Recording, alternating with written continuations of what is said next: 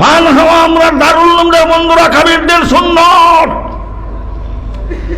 সে মদনী মতল পান খাইতা নানি কি জাত পান খাইতা, কত জাত জর্দা দিয়ে পান খাইতা। পানোর বাটাত 14-15 জাত জর্দা থাকতো, একটা পান মুখ দিলে বহু দূর পর্যন্ত খুশবু দূর হয়ে যেত।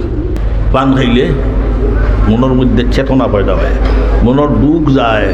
যে পান খাওয়া নাকি দারুল উলুম দেওবন্দের সুন্নত। নাউজুবিল্লাহ নাউজুবিল্লাহ।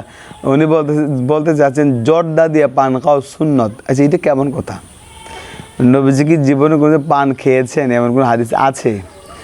জর্দা তো এটা তামাক জাতীয়, এটা তো আসলে খাওয়া ঠিক না।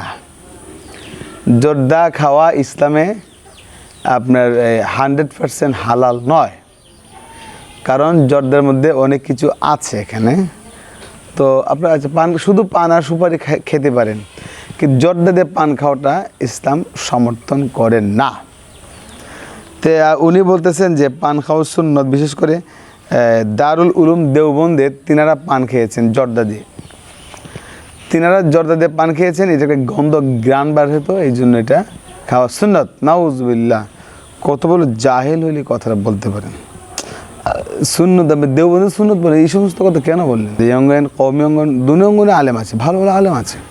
তার মানে আপনি এমন কথা বলে